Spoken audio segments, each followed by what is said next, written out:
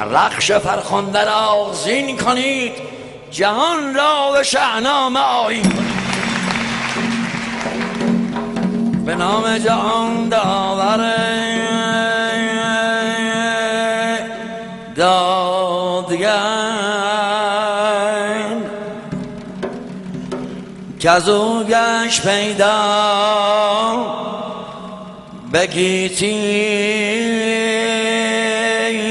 هنر، خداوند نام و خداوند جای، خداوند روزیده و رهنما.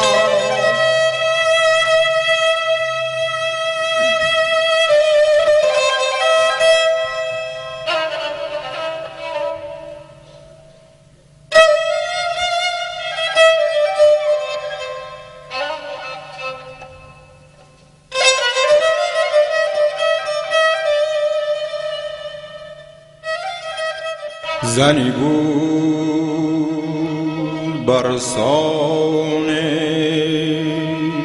گردی سوار، همیشه به جنگ اندرون نامدار. کجا نام او بود گرد آفرین که چون او به جنگ اندرون کس ندید، نهان کرد گیسو به زیر زره،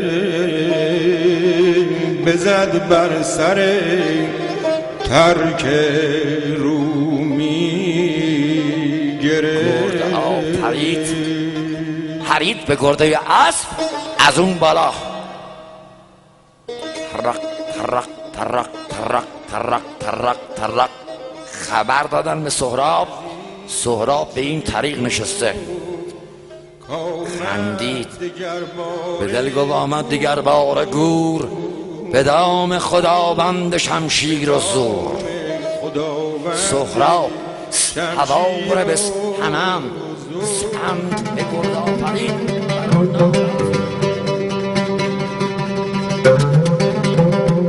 هماورد را دید گرد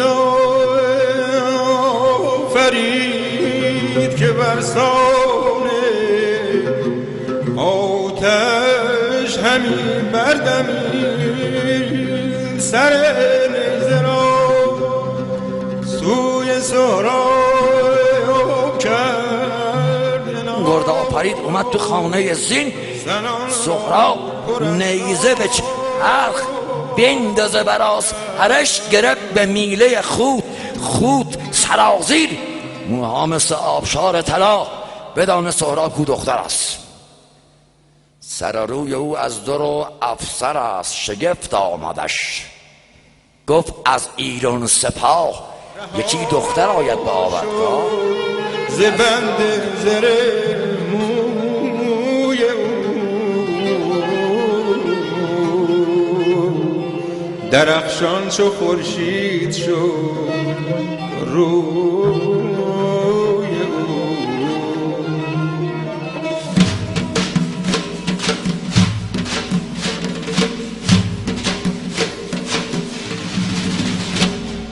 شامد خروشان به جنگ اندرش، بخندید و برداشت خود از سرش، بخندید و برداشت خود از سرش. رها شد ز بند زره موی او، درخشان چو خورشید شد روی او. درخشان چو خورشید شد روی